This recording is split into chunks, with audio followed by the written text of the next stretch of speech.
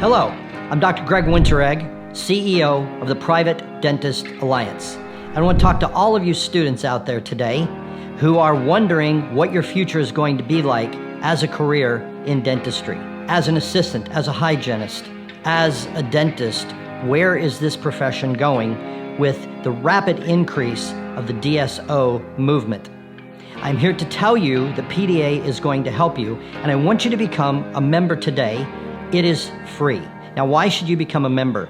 You're going to get weekly video updates from me, and you're going to get regular updates of our newsletters from the Alliance on exactly what is happening and how we are going to help preserve and protect the private practice of dentistry. Now, to me, the most important advantage is you are going to get access to our job board. What is that? Our private practicing members all have access to our PDA job board, which means if they have an opening in their private practice of assistant, hygienist, doctor, front office staff, they're going to be able to post it. And you're going to be able to check up regularly. And as our membership grows, we're going to be covering larger and larger territories across the United States. If you are looking for a job in any position in the office of a private practice, you need to become a student member today. It is free. Go to www.privatedental.org and become a student member today. You're going to love your benefits. Do it now.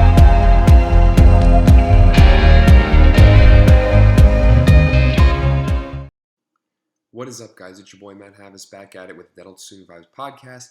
And today we have Dr. Carter on for the second installment of how he's going to save you millions of dollars of money in taxes as you progress through your dental career. Tune in, check it out. He gives lots of tips on how he uses tax shelters. What are they? How does he use them? And why does he like them so much? He explains all of it, why you should use them, no matter who you are, what stage you are at in your career. You should definitely check that out. He loves talking about how he employed his children when they were young, how he set up their futures financially, and how he really got good tax breaks based off of that. He also talks about his honeybee collection and how he uses that to write off money, his honeybee farms, how it helps the community. So he's giving back, but he's also saving money. Check it out. Very, very interesting topics, very unique, but we really love all the input, and someday we all might be beekeepers. So enjoy it. We hope you guys loved it. We definitely did. It was very helpful. As always, follow us on Instagram at dental.student.vibes. Make sure you give us a like, comment, review, share it with a friend.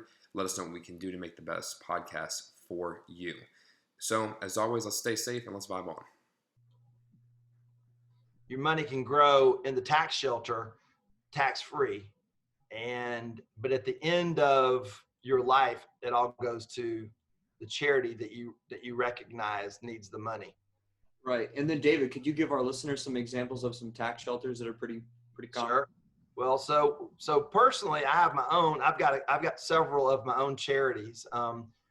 One of the charities I have is for people who are affected by drug and alcohol problems, because I will tell you that the stresses of being a dentist will cause you to drink and possibly drug. And when do you cross the line? It's hard to say, but dentists have the second highest rate of suicide behind air traffic controllers. So it's a great profession, but please make sure you have a life work balance, because without it, you'll find yourself going from social drinking to heavy drinking. And so I set up a charity that helps people to stay in recovery, because getting sober is one thing, staying sober is another thing. And it runs in our family. So I just felt like it was a good thing to do. So now I have my own. I have several 501c3s. That's one of them. And so at the end of the year, if there's any money left over, I give to my own charity. I want to control that money. Okay. And so not only do I just put it into another account, let's say that set up, that's a charity. It's a bank account. It's my charity, LLC 501c3. now I get the benefit of a charitable donation. Okay. So let's just say there's $50,000 left of that 350 that I didn't spend. I'd like to donate it to charity so I can get a tax deduction for the money that I gave to the charity. I can have my own charity. And now once it goes in the charity, you have to, that's a whole nother conversation. If you're just putting it in there because you want to help people who are, in my case, are in recovery, that's a great thing. But there's also ways to do it. You could have a family member run your charity. Al Sharpton does that. You know, Jesse Jackson, other notable people have a lot of charities that they actually have their children run. And so it's just it's legal. You just have to keep really good accounting of it. And just, you know, pigs get fat, hogs get slaughtered. Don't do anything stupid, you know. Just have a good cause that you want to give it to. And just know that at the end of the year, when you meet with your CPA, that's why you meet in December, because you go, what do I want to write a check for right now? And what do I want to wait for till next year, till January to write a check for? Okay. So these are just good ways down here to not only take the money at the end of the year that would have been taxed and you put it into a non-taxable entity that you also can get a tax break from, a tax deduction, because you gave to charity. So in this scenario over here, let's do the math here. On this side, got Dr. Goodsteward, he did good. He said, I'm only going to pay myself $100,000 a year as a W-2 employee, so I'm going to pay $20,000 in taxes. And over here, I'm paying another $5,000, so I paid $25,000 in taxes. What? Oh, don't forget, I also gave to charity down here too, right? This gets close to almost zero if you do it right. Everybody follow out? Yep. Wow. And so you have to understand and do this, and don't rely on a CPA. If the CPA was so smart, he wouldn't be pushing a pencil for everybody else. Yep. Hey, David, Anthony's got a question for you. Okay. So I kind of just want to make sure I understand this by summarizing, and tell me if I'm going off course anywhere. Okay. So you start with your practice production rate and you subtract your overhead, and that's the number that we're going to start with, right? Okay. So what you're saying is you pay yourself, you find a doctor, which could be yourself as the employee, and you start your own personal management corporation, your LLC. Yep. You pay yourself a normal rate for, let's say, like a part-time dentist, like you said, like $100K. Yep. And then the rest of it you send to your personal management corporation, and you use that to pay for stuff like cars in your house and stuff that can get written off as business expenses. Children's education. Start putting money away for your kids. I promise exactly. you, by the time they're 40, they probably won't have to work ever. That's awesome. 529. Yeah. That would be nice. But like you said, you got to spend all that by the end of the year. And then the frugalist stuff you can spend with the $80K that you have left after taxes from the W-2 employee. Like, what do you do with that $80K? Yeah, exactly. So you're paying this over here, do other things with it. And don't forget, if you have children, your children can work for your practice. Mm-hmm. Even little kids. My kids came out, they grew up right as the internet was beginning. I know it sounds like, you know, the Stone Age. And so I was like, how can my kids become employees of my practice? I was like, well, you know, I'm thinking I'm going to build one of these things called a website. Now, I'm not joking. This is when websites just first started. You know, it was a landing page just telling everybody that was new to the internet, finding out that internet, oh, Carter Orthodontics. Look at those cute kids. Those kids look like models. They resemble Dr. David. I think those are Dr. David's sons. So they were paid as models. How about that? Yeah. Isn't it like up to 6,000 or something per child per year? Yep. Your CPA can tell you that, but yeah, you can pay them thousands of dollars a year. Yeah. As at basically, they're not going to pay any taxes. Just have them take that money. Those kids don't need to spend it. Start putting that away for college education. Put it in an interest-bearing account. Right, the 529.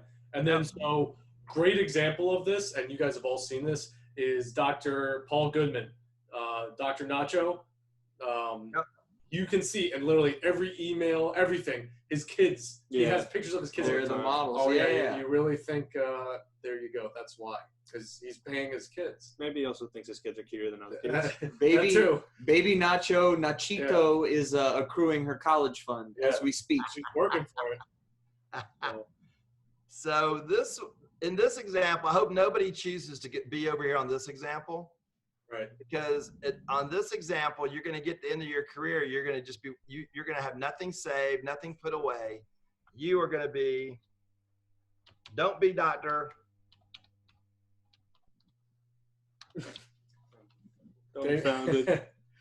David, this is so clear the way that you explained it. Like, Thanks. I've heard like Tom Wheelwright, you know, all those big CPA guys explain this sort of stuff. This is way to go. This is awesome. I think everybody can understand it, especially all of our listeners. The thing with it is, we can all agree on that, is you use terms that we understand. You use terms that, you can, kind of wrap your head around. When you throw these big terms out, if you start throwing terms that people are like, wait, what did they say? That's when you lose your audience. But it's nice. Like Seth said, you gave a nice flow. There's a flow chart. It makes sense. The one little jump leads to the next one. Yeah, I think it's genius. Yeah, and I'm a visual learner, and for the people who watch the video, I mean, like, it's spelled out, it's concise, it's layman's terms, and I know this is hypothetical, but he's talking about an 8-time decrease in taxes. Like, you're paying an eighth of your taxes compared to if you paid the normal W-2 way. So, I mean, that's pretty impressive. George, what do you think about all this? I love the flow chart. I think that's the best way to learn. Yeah. And let me repeat, tax avoidance is completely legal. Tax evasion is not. Tax evasion just means I'm not going to pay any taxes, and I hope Uncle Sam don't find out. Mm-hmm. Okay? Tax avoidance is very legal. In fact, if you read the tax code, which I've read twice, yes, I don't sleep much and I read a lot, and I realized I remember about 10 years ago, I was like, I'm paying way too much in taxes. I must be doing something wrong. This isn't working out too well. And it spurred me on to learn the tax code and go in the tax code and find out what is it in the tax code I'm not understanding. And so as I read about the tax code, I'll just tell you other stories. This is very interesting things. My youngest son, he went to University of Georgia, go Dogs. I know some of you guys are Gators, okay? But he became a farmer. Okay, he has a degree in agriculture. And so we were talking about, what would be interesting to do farming. We wanted some property close by. We wanted to do some high-tech farming. And so as I talked to him, he said, Dad, he goes, there's a real opportunity in raising honeybees. I was like, go on, tell me. And so he goes, there's a problem with honeybees. They have a problem right now called the colony collapse disorder. Let me stop sharing my screen here. It's called the colony collapse disorder. Honeybees, which are pollinators, they're very important in our food chain, okay? They're dying off. They can't really figure out what it is. They think that what's happening is they think it's the herbicides, okay? Not insecticides, but herbicides are killing off the colonies. And so the number of bee colonies out there is dropping quite a bit. I was like, okay, let me do some research. Of course, let Dad do all the hard work, right? Right. So I started researching. I need to have a farm. I don't know how to do it. I'm not a farmer, but my son is. I'm probably gonna need a tractor and all those other things. I just want some farm property I can hunt on. That's all I really wanted to do. I want to get some land. Take the money from a management company, buy me some property. This works. Buy some dirt. Buying dirt's a good thing, all right? So I started reading about honeybees. All right. Did you know what I discovered? What's that? Honeybees are considered livestock by the IRS. I did not know that. They're livestock, like a horse. Yeah. I was like, what? I love honeybees. So we have a farm. It's a legitimate farm. And so that we don't make a ton of money, but you can if you really worked it hard, and had like 15 or 20 colonies, and you rent the beehives out to orchards. We're in a very agricultural area here around Augusta, outside of Augusta, Georgia, where I live. There's peaches and all kind of flowering fruit plants that obviously need honeybees. And these guys raising those plants they only want the honeybees during certain times of the year, right? During pollination time. And so what you do is you have these boxes of bees and they're flying around. You just shut them off for a little bit, put it in your truck, drive them over to the peach orchards, let them out, and they go around and do what they're supposed to do for about 2 months. Okay. You go back in one night, you close them back up and take them home, and you get a check for renting the beehive. Wow. I love rent. That's wild. Okay. That's wild. Can you explain real quick about the livestock and how it's a tax deduction or it's taxed differently? Sure, absolutely. So, people think, well, you're raising honeybees. Is that for honey? I'm like, well, yeah, I mean, we sell honey. Of course, honey's great for allergies and stuff, especially local honeys where you're from. Local honeys really help people have allergies, because I have allergies. But then the other part of it, since you think, well, am I going to grow plants or I'm going to raise animals? Well, I can tell you this. It's expensive to raise cows and horses and pigs and goats and stuff, okay? It's not very expensive to raise honeybees. They go out and get their own food, okay? They go out and get nectar and they bring it back, okay? So it really is it's an inexpensive farming opportunity, and go on and figure out how to do it. Buy some hives, get some queens. We've developed a system where it's a high-tech system. We can attach a weight gauge and a temperature gauge to the beehives. And when the bees leave the hive, the weight of the beehive goes down. And it's important that you monitor when the bees leave and when they come back, because at some point when the hive gets too big, they all leave. It's called swarming. They'll leave the honeybee colony and you go in there like, where'd my bees go? You didn't give them a big enough house. So what you do is you progressively you split the hives 2 or 3 times a year. And you literally grow your business by simply building another house to put them in. It's the craziest thing in the world. These little bugs, the queen bees sell for like $50. Wow. I love bees. I didn't know I was going to love them so much. And so you got crazy things like that you can do. If you think outside the box, you're like, well, so I own a few hundred acres of property that my honeybees are on, and we have a farm. It's a corporation. We sell stuff. We don't make a lot some years. Some years we lose stuff. When we have to buy seed, the food for our livestock, we do that certain years, and we don't do it certain years. So some years we lose money.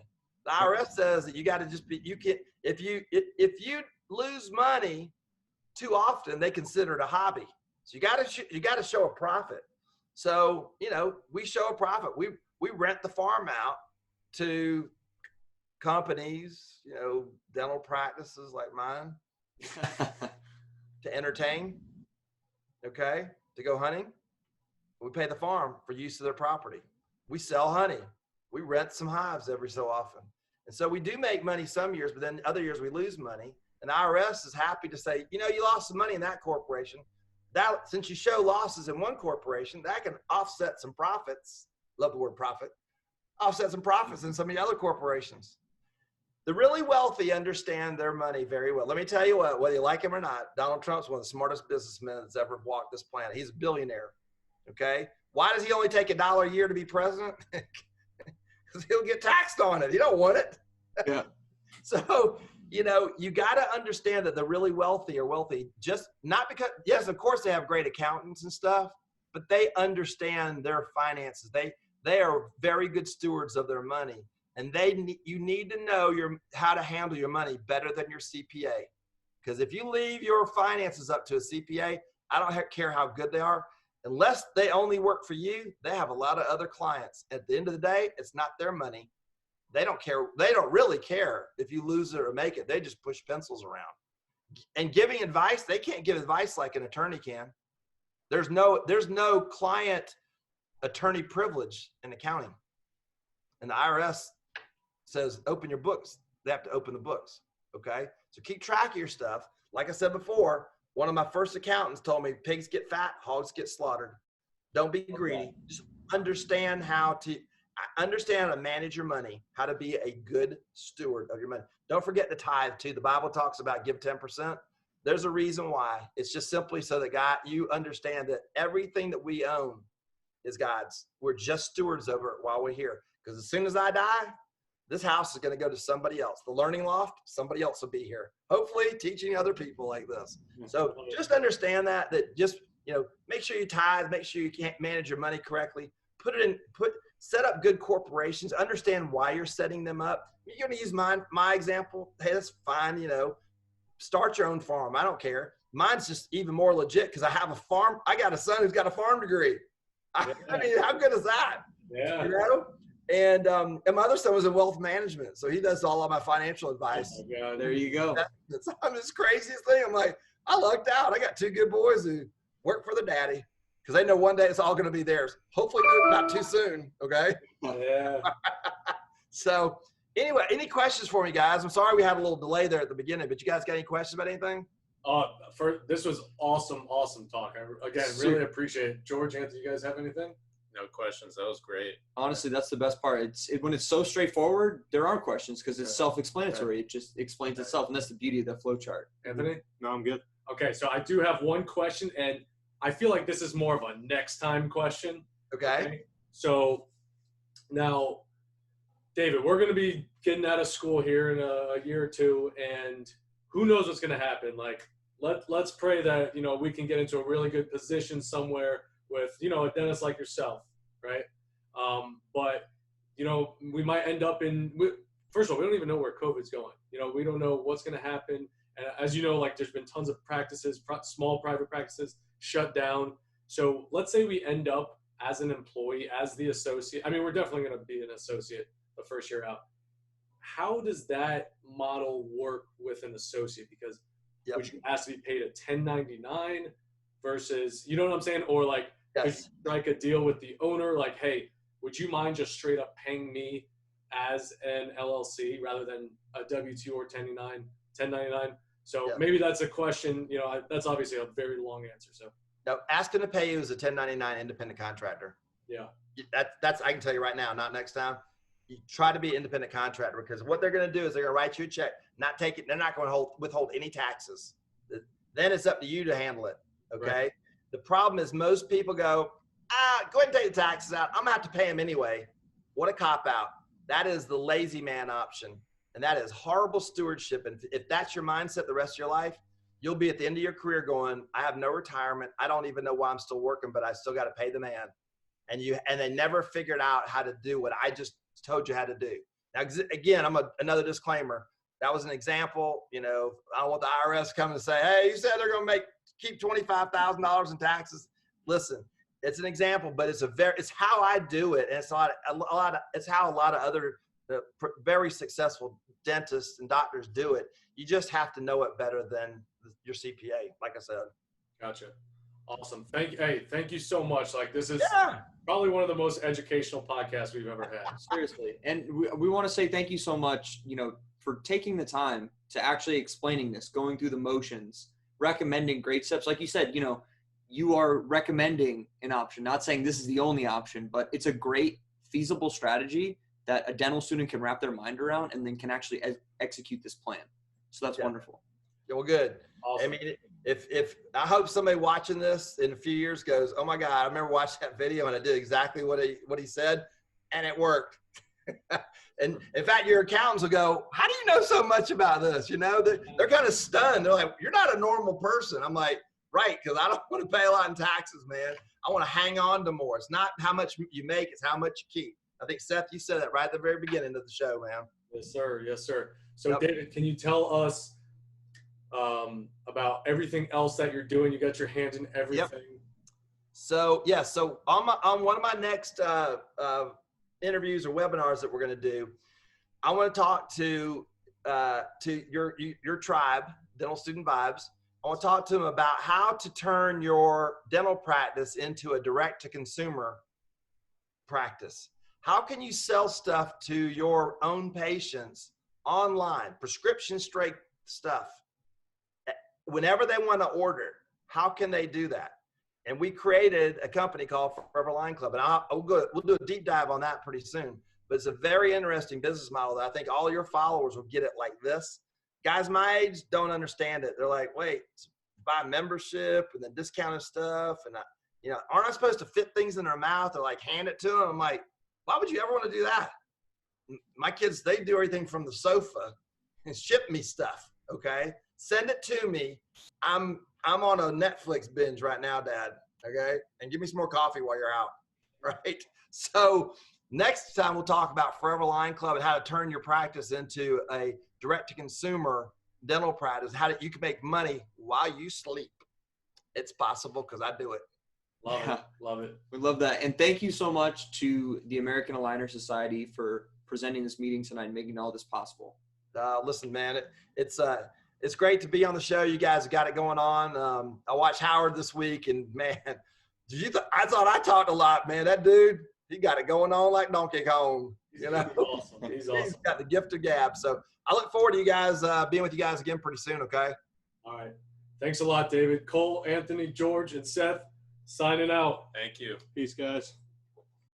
All right, guys, that'll do it for our interview with Dr. David Carter. This was how he can save you millions of dollars in taxes, how he learned this throughout the course of his career. Truly, truly brilliant man. He is the Ortho Prophet both clinically and financially. He is just awesome. We loved all the wealth of information he had to share with us. We hope you guys did too. We hope you guys pick up at least one thing from it. Share it with a friend. Let them know, because this is some truly high-yield information that could benefit all professionals, whether you're in medicine, dental, whatever it is. This will definitely help all of us. So, as always, let us know what we can do to make this the best podcast for you. If you want to hear about a topic, you guys have somebody in mind you want us to interview, or if you want us to find somebody on a topic, we have no problem doing that as well. Hit us up on Instagram at dental.student.vibes. Shoot us a DM. We always read them. We love to hear from you guys. So, as always, let's stay safe and vibe on.